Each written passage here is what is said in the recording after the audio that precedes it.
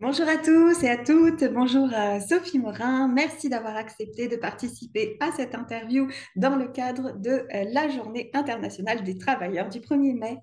Bien, et écoute, merci encore d'avoir accepté de venir.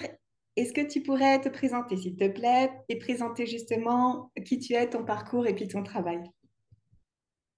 Merci à toi, Cyrielle, de m'avoir sollicité pour cette interview. Merci à toi aussi pour ton dynamisme et tes idées au sein de l'association. Moi, je m'appelle Sophie Morin. J'ai peut-être un parcours un peu atypique par rapport à d'autres collègues, puisque moi, ma formation initiale, c'est celle de biologiste.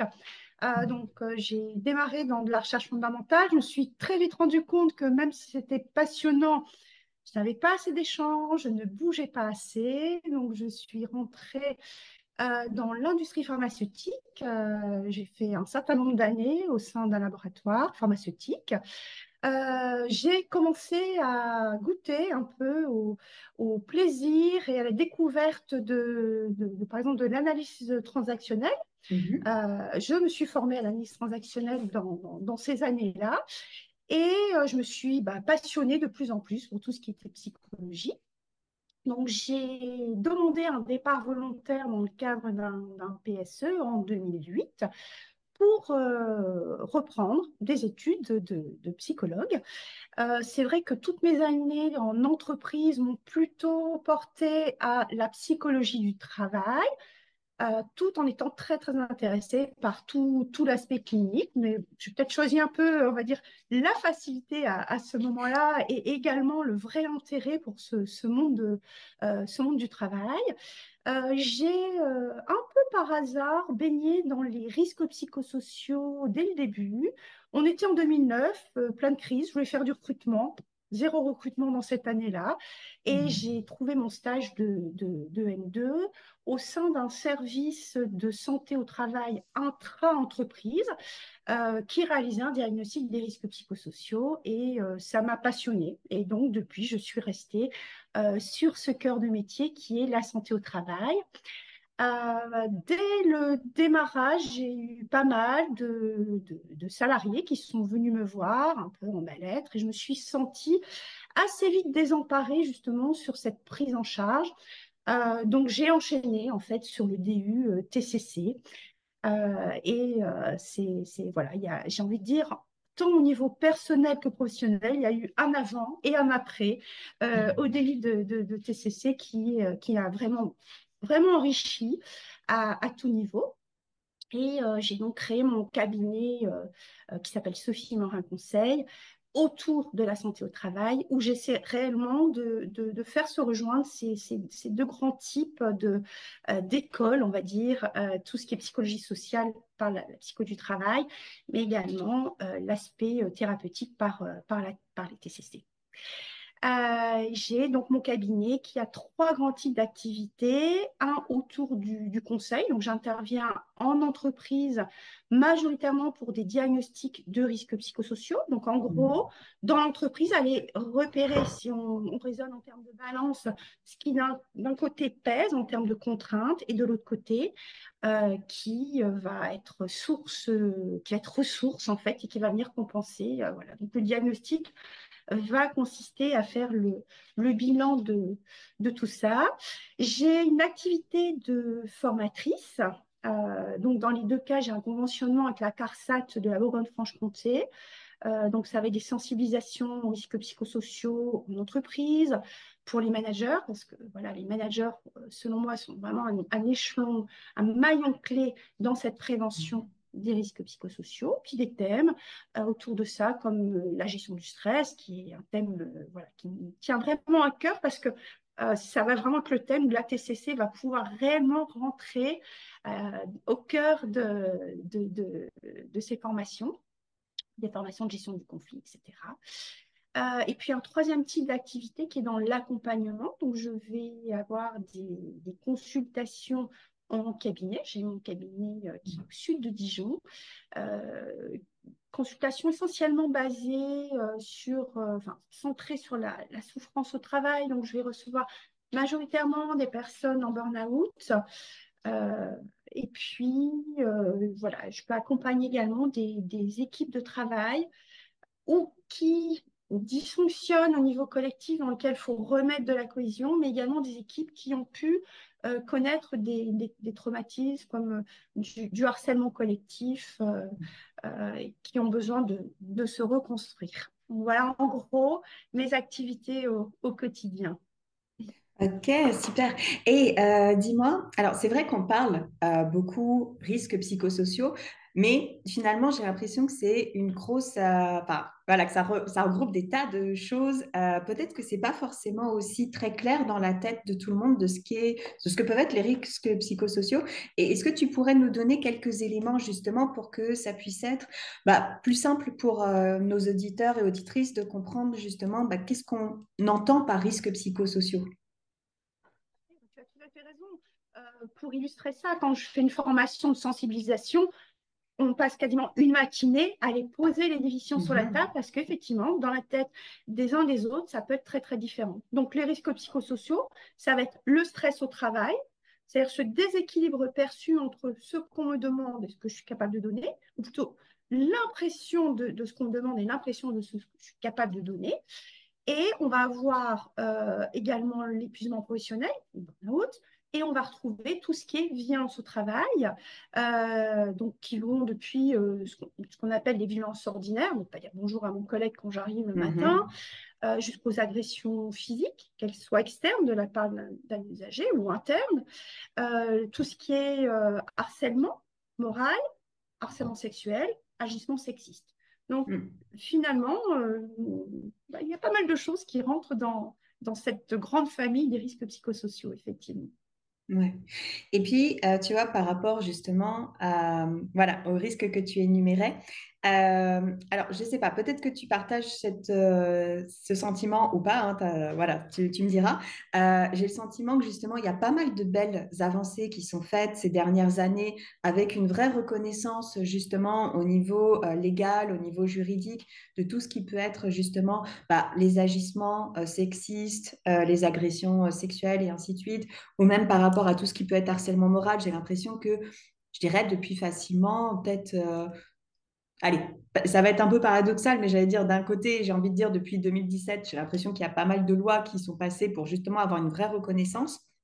Et en même temps, j'ai l'impression que de l'autre côté, sur l'aspect terrain, ça a un petit peu du mal à se mettre en place. Et en même temps, je disais paradoxalement parce que par rapport à 2017, parce qu'en même temps, c'est là aussi où on a vu, encore une fois, au niveau droit du travail, pas mal de choses qui ont bougé, peut-être pas forcément en mieux, avec finalement la disparition des CHSCT, qui se sont retrouvés finalement fondus au niveau avec d'autres organisations pour faire le CSE. Enfin, des tas de choses comme ça. Donc j'ai envie de dire, je sais pas, peut-être que c'est qu'un sentiment personnel, mais j'ai l'impression que d'un côté, il y a une avancée, mais qui peut être théorique seulement, et qu'au niveau terrain, il n'y a peut-être pas suffisamment d'avancée. Ça traîne un petit peu, ou peut-être qu'on donne peut-être pas assez de moyens pour que la pratique puisse vraiment suivre. Alors, dis-moi, est-ce que ça c'est juste mon sentiment personnel et je suis à côté de la plaque, ou est-ce que c'est quelque chose que tu Tu as peux raison. constater aussi? Ok. Non, non, tu as tout à fait raison. Le cadre juridique est de plus en plus posé. On Mhm. a effectivement quelque chose qui bétonne, si tu peux me permettre cette expression, de plus en Ouais. plus. Ouais. Et pour autant, c'est long sur le terrain à faire bouger. Mhm. Alors, la transformation du CHSCT en CSE, je ne suis pas sûre, c'était une des peurs de dire on va perdre beaucoup de pouvoir. Mhm. Je ne suis pas sûre qu'on en ait perdu en théorie Mhm. là-dessus. Le CSE a un rôle qui reste très important et voir qui s'est intensifié parce que par exemple en termes de harcèlement, enfin de lutte contre le harcèlement Mhm. sexuel et les agissements sexistes, on a des référents issus du CSE. Donc on D'accord. a par ce biais-là une vraie présence, un vrai rôle des membres élus. Mais ça peine à bouger. Malheureusement, ça peine à bouger. Mon sentiment personnel, je pense qu'on a encore beaucoup de méconnaissance de la part des directions. C'est-à-dire qu'on va Mhm. faire de la sensibilisation sur le terrain, au niveau des élus, au niveau des managers, parfois au niveau des salariés, là où parfois le comité de direction n'est même pas formé. Mhm. Et moi, j'aime les avoir parce que je leur démontre des chiffres. En général, quand ils les connaissent, quand je les présente, c'est bouche ouverte. Ah oui, ça coûte autant, les risques psychosociaux, ça coûte autant à l'entreprise. C'est-à-dire, je pense qu'il y a encore une vraie méconnaissance et une grosse sous-estimation de l'impact des risques psychosociaux dans le monde de l'entreprise. Donc, on pourrait pas, presque parler de manque de motivation du coup des directions Ouais. qui voient ça comme une grosse corvée. Les risques psychosociaux, c'est une case à cocher. Là, on pourrait voir un vrai levier. Et on n'a pas Mhm. encore, je trouve, ce passage, voilà, ce passage. Tu vois, merci pour cette Ouais. symbolique d'être le 1er mai sur Ouais. voilà, cette Ouais. vidéo. On est vraiment, je pense, au cœur ouais, du monde du travail à un moment où on a besoin des personnes, Mhm. on a besoin de leur engagement, mais on a des personnes ou qui craquent, beaucoup de personnes de plus en plus en burn-out, qui Mhm. sont absentes. Leur travail va reposer sur des personnes encore hyper engagées, mais qui risquent elles-mêmes, d'ici quelques temps, de partir en burn-out parce que, précisément, elles ont maintenant cette surcharge, et des personnes qui ont commencé à se désengager en processus de défense, hein, de protection, en disant je ne mets pas plus que voilà, le minimum dans mon travail. Donc, dommage, on perd voilà, un moment où le sens au travail est très important. Euh, on se retrouve, je trouve, là, un virage qu'il ne faudrait pas rater. Ouais, mais tu vois, alors c'est vrai que par exemple, ces dernières années, il y avait un concept qui a beaucoup fait fureur justement sur les réseaux sociaux, c'était le quiet quitting, et c'est exactement ce que tu décris, c'est-à-dire des gens qui finalement se disent maintenant je fais le minimum entre guillemets.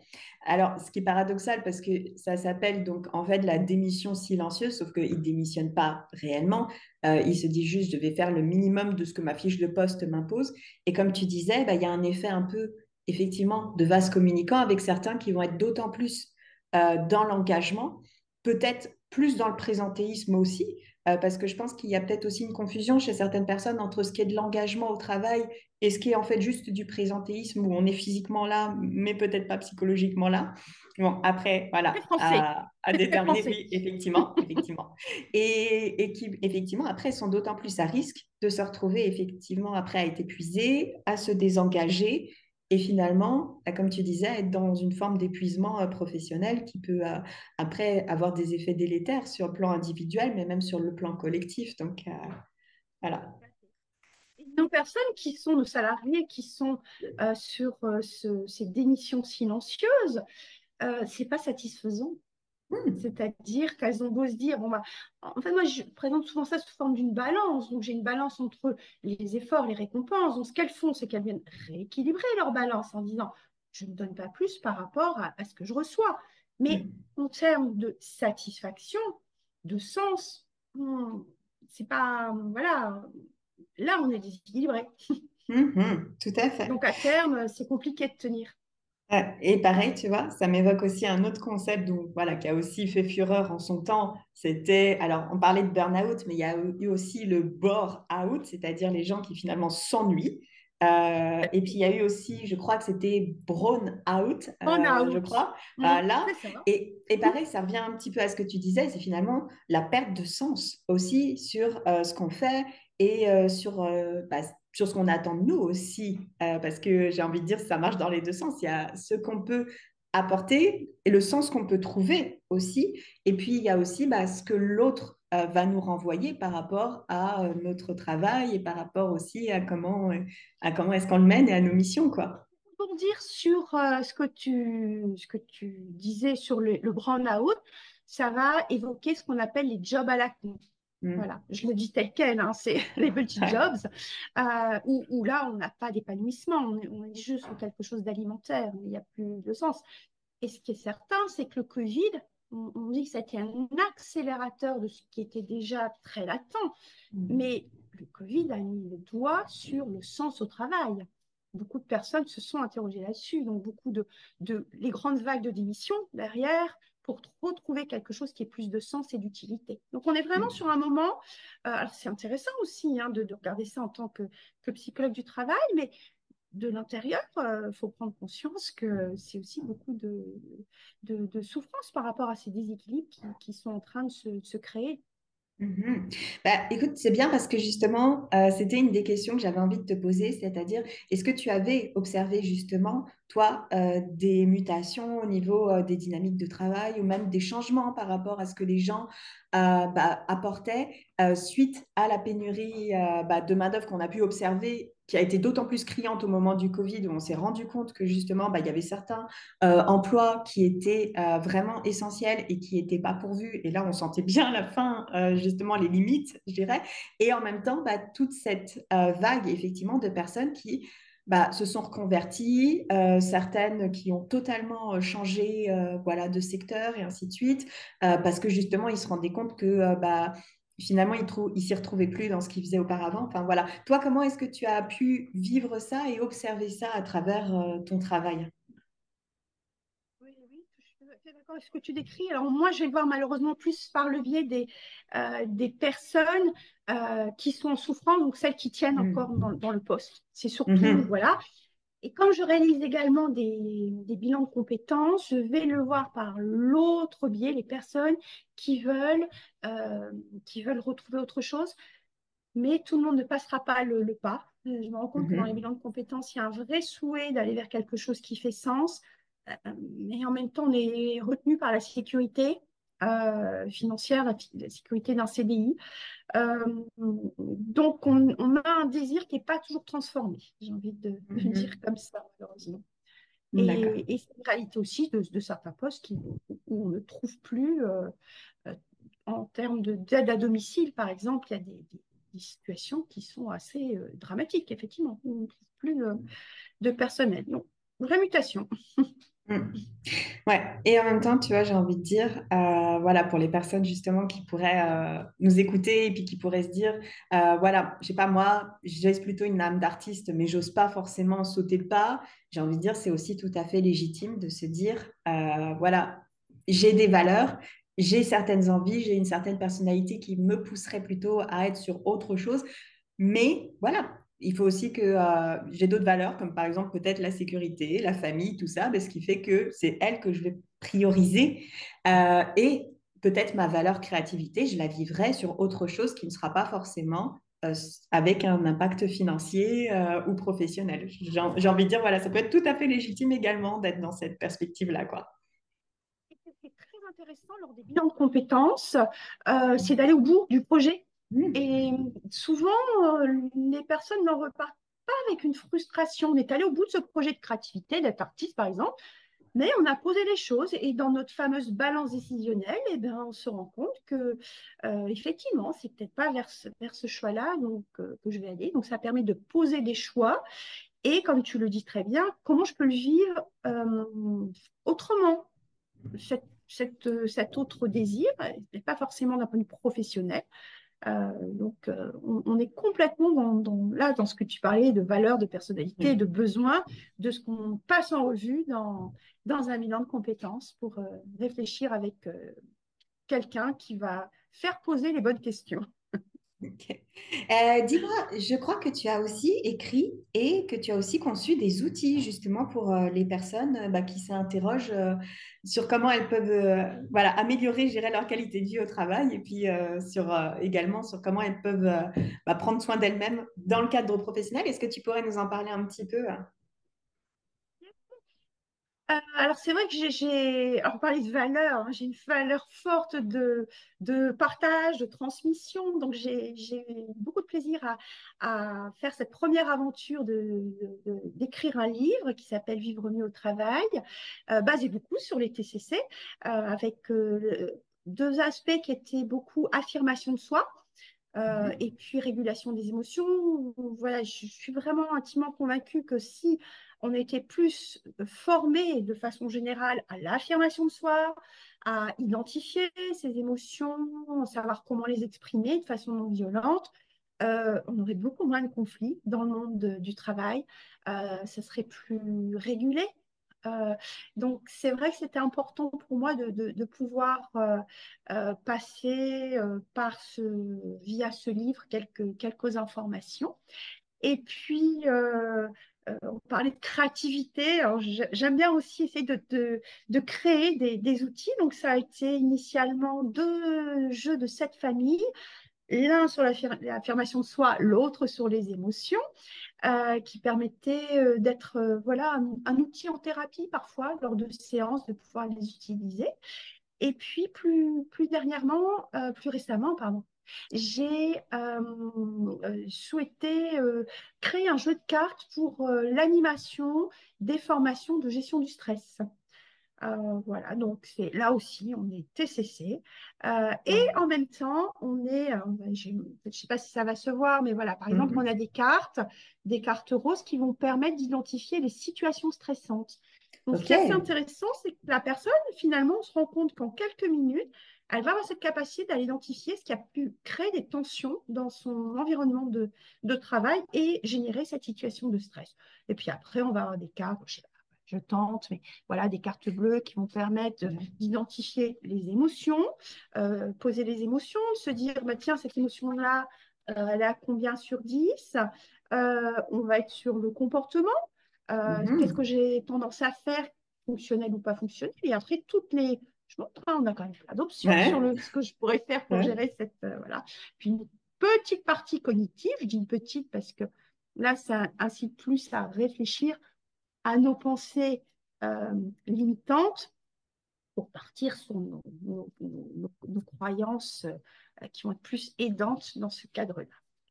Voilà, Ok, pour le jeu. super. Ouais. Et du coup, de ce que j'entends, ça peut être des bons outils à la fois quand on est psychologue, psychothérapeute, tout ça, et quand on est en séance, mais ça peut être aussi des outils réflexifs pour les personnes directement concernées. Alors, effectivement, au début, je me suis dit, voilà, ça va être mon outil d'animation. Mhm. Et très rapidement, dès la première ou deuxième séance, les personnes me disaient, ah, c'est dommage, on ne peut pas repartir avec. Donc maintenant, effectivement, j'ai fait voilà, évoluer l'idée et les personnes, à l'issue de la formation, repartent avec leur jeu de cartes et ça leur permet d'ancrer en fait ce qu'on a pu voir en formation et que voilà, quand à un moment, il y a peut-être un débordement en termes de stress, qui puissent se prendre ce temps-là et de reposer les cartes qui les aident à reprendre en termes voilà, cognitifs, émotions ou comportementales, d'avoir des axes de sortie de cette situation de stress. D'accord, super. Et dis-moi, je crois que tu as également été formée au premier secours en santé mentale. Ça, c'est ma dernière casquette en Ouais, date, dont je suis ouais. très fière parce que voilà, c'est un projet qui me tient vraiment à cœur. Donc, depuis juillet, je suis formatrice pour les Mhm. premiers secours en santé mentale. Donc, ça me permet de former des secouristes en santé mentale, donc des personnes qui vont suivre 2 jours de formation. Là, je suis bah, voilà, en plein milieu d'une session. D'accord, J'ai eu super. voilà, une session hier, j'en aurai une demain et de se dire que voilà, c'est une formation à la base citoyenne. Bon, bah, moi, j'ai un biais, je vais avoir essentiellement des personnes qui viennent du monde de l'entreprise, mais ils font très bien la différence, enfin, très bien la différence, c'est-à-dire qu'ils voient très bien qu'ils peuvent le faire à titre pro, mais également à titre perso, et se dire qu'on va voir comme ça. Alors j'ai regardé les chiffres tout récemment, on était à 116 000 secouristes en France, Hmm. sachant qu'on était à 60 000 en décembre, donc on a vraiment un effet très, très boule de neige. Ouais. Donc, c'est voilà, c'est chouette de se dire qu'on a maintenant des personnes qui vont avoir plus de réflexe quand j'entends une phrase du style j'en peux plus, je ne sais pas si je serai encore là lundi, qui est plutôt ce genre de phrase qui était plutôt à bloquer quand on n'est pas formé, ce qui est plus Hmm. que normal, de se dire oups. Et là, d'avoir les réflexes, de dire, d'oser y aller, de poser des questions, d'orienter. Et un autre intérêt de cette formation, c'est de déstigmatiser effectivement Hmm. tout ce qui est troubles psychiques. Et c'est très chouette au bout des 2 jours de constater que les personnes n'ont plus la même vision sur les troubles psychiques. Ça, c'est très chouette. Ok. Et oui, et tu vois, j'ai envie de dire, c'est d'autant plus important que justement, comme tu le disais, la santé mentale nous concerne tous. J'ai souvent l'impression que les gens imaginent que santé mentale, ça va plutôt concerner des troubles chroniques, des choses, voilà, des choses plutôt lourdes, alors qu'en fin de compte, comme tu disais, des petites phrases là, comme celle que tu viens de dire, c'est très parlant. Et effectivement, ça peut être dit alors par n'importe quelle personne autour de nous. Et justement, c'est un très bon révélateur sur une potentielle souffrance sous-jacente. Même si la personne le sort comme si c'était quelque chose un peu de banal ou d'humoristique, oui, je pense qu'effectivement, c'est important que les gens aient ça en tête, de se dire que ce n'est pas à négliger. Et comme tu disais, c'est aussi important de pouvoir aussi reconnaître pour soi-même ses limites et de se dire, voilà, des fois, je peux être en capacité d'entendre ça et de rebondir, et d'autres fois, je peux ne pas l'être ou ne pas me sentir assez armée pour pouvoir le faire. Et même en étant qui est, on insiste Mhm. bien au cours de la formation sur le fait que bah, peut-être que ce jour-là, moi, je ne me sentirais pas capable, mais tout comme je vois quelqu'un qui fait un malaise, je peux aller vite chercher quelqu'un pour m'aider. Voilà, l'idée, c'est de d'alerter en situation de crise et d'orienter. C'est donc, c'est du basique hyper intéressant à diffuser, Mhm. je trouve. Super. Écoute, là, nous arrivons sur la fin de notre interview. En tout cas, je te remercie beaucoup d'avoir accepté de participer et puis de nous avoir transmis toutes ces informations-là. Alors, du coup, j'ai envie de dire plusieurs choses. Donc, déjà, bon, bah, c'est qu'on mettra en description de la vidéo tous les liens, que ce soit vers ton site, vers tes livres, les cartes, enfin, tout ça. Et en même temps, bah, j'ai envie de dire, voilà, tu as ton activité de formatrice, que tu étais déjà intervenue pour la PTCCB justement en 2018 et que, eh bien, on n'hésitera pas non plus à refaire appel à tes services, surtout que là, depuis le temps de 2018, bah, tu as eu l'occasion de beaucoup enrichir tout ce que tu nous avais déjà proposé comme outil. Et j'ai envie de dire, bah, comme tu disais tout à l'heure, ça nous concerne tous. Et même si on n'est pas dans une activité de psychologue en entreprise ou du travail, bah, en libéral, on peut tout à fait rencontrer des personnes qui sont aussi bah, abîmées, entre guillemets, par des contraintes institutionnelles, organisationnelles. On peut tout à fait aussi rencontrer des personnes qui essayent de rebondir après, bah, que ce soit un licenciement, une perte d'emploi ou même avoir vécu du harcèlement et que du coup, bah, tout ça peut être aussi très utile dans notre pratique pour pouvoir justement accompagner au mieux ces personnes. Et je parlais de libéral, mais c'est pareil pour les institutions. Voilà, on a énormément aussi d'agents, que ce soit hospitaliers, que ce soit de la fonction publique territoriale, de l'éducation nationale, qui sont en souffrance. C'est pareil. Voilà, quelle que soit voilà, notre fonction et notre statut, on a effectivement un rôle à jouer et on a besoin d'outils, quoi. C'est vraiment avec un grand plaisir que Merci. j'interviendrai à nouveau sous forme de formation auprès de la PTCCB. Ce sera vraiment avec plaisir sur, voilà, sur mes thèmes de cœur. Ok. Bon, et ben en tout cas, merci beaucoup pour cet entretien. Et puis, bah, merci également à tous nos auditeurs et auditrices.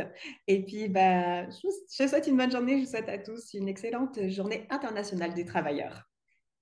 Belle journée à tous.